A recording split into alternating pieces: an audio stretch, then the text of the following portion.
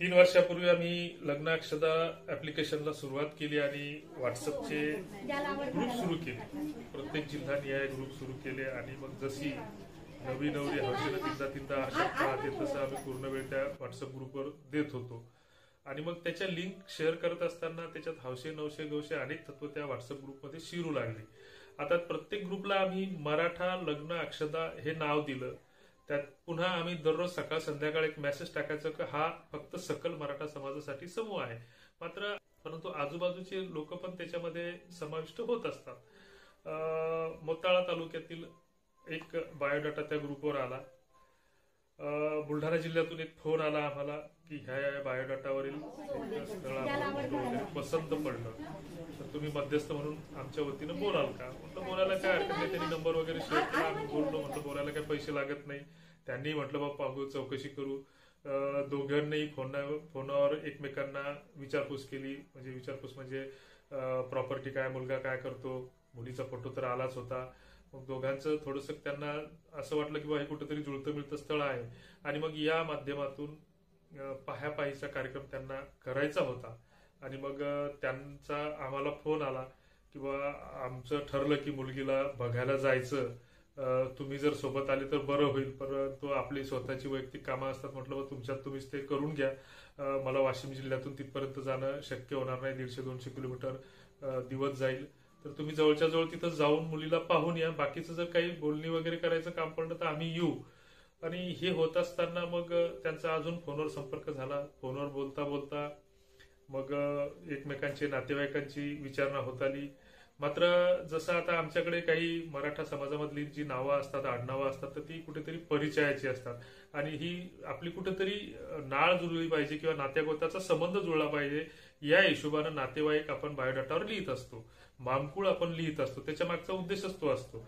आणि मग हे लिहित असताना मग थोडंसं आडनावामध्ये त्यांना कुठेतरी नवऱ्या मुलाकडच्यांना मिसमॅच वाटायला लागलं. आणि मग ती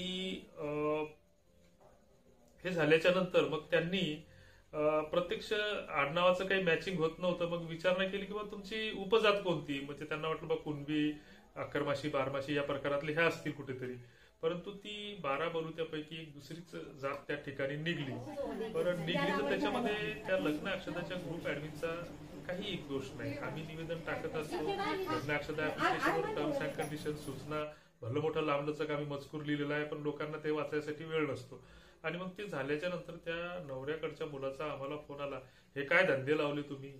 आम्ही ती मुलगी कोणाची, काय आमची जात काय, हे काय? म्हणजे त्या माणसानं AK-47च्या गोळ्या सोडल्यासारख्या आमच्या अंगावर गोळ्या सोडल्या.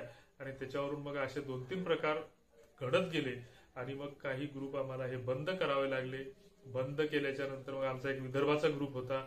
विदर्भाच्या ग्रुपमध्येही बराचसा त्रास होऊ लागला. मग त्याच्यानंतर आम्हाला शेवटी सगळे ग्रुप त्याच्यातले सदस्य रिमूव्ह करून मग जे काही ओळखीचे लोक आहेत अशाच लोकांना ऍड करावं लागलं.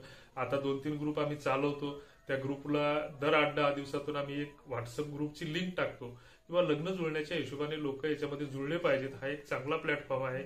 आलतू फालतू मेसेज आम्ही यांना याच्यावर टाकू देत नाही. आणि एक योग्य दिशेनं हे मार्गक्रमण करत असताना, बाकीच्या ग्रुप सारखं याचं काम नसताना, आपण जर आपल्या जवळच्या मित्रांना जर हे 5-5 मित्रांना जर ही ग्रुपची लिंक शेअर केली तर त्यातले 2-2 मित्र त्या ग्रुपवर येतील. ते 2-2 मित्र आले म्हणजे त्यातला एखादा तरी त्याच्यावर बायोडाटा टाकल. बायोडाटा टाकला म्हणजे एखाद्याचं कोणाच्या ते ओळखीचं निघालं आणि त्याचं लग्न जुळलं. पण हे लोकांची स्वतः काही करायची मानसिकताच नाही. जो तो उठतो व्हॉट्सअपवर अक्कल सांगत बसतो आणि ती कॉपी पेस्ट मेसेज फॉरवर्ड करत असताना असं वाटतं की सगळं जग सुधारलं, तत्वज्ञानी झालं, ज्ञानी झालं, आपणच तेवढे मूर्ख राहिलो. मात्र स्वतः कृती करायची वेळ आली तर कोणीच काही करत नाही. याचा आम्हाला 4 वर्षात अनुभव आहे.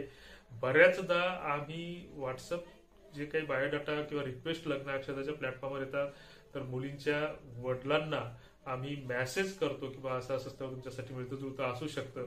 तर त्यांचा हो नाही, काय नाही मुक्या बाहेरसारखा रिप्लाय पण येत नाही. हे असे अनेक अनुभव येत आहेत. तर असो आणखीन वेगवेगळ्या विषयावर आपण बोलत राहू. तुम्ही सुद्धा बोललं पाहिजे. याबद्दल तुम्हाला काय वाटतं कॉमेंटमध्ये लिहिलं पाहिजे. मी गजानन खंदारे, कार्यकारी संस्थापक, लग्न अक्षदा. गेल्या 3-4 वर्षापासून आम्ही हा प्लॅटफॉर्म चालवतो. हा कुठलाही व्यवसाय नाही आणि आम्ही कुणालाही कुठेही पैशाची मागणी करत नाही. तुर्तास धन्यवाद. जय जिजाऊ.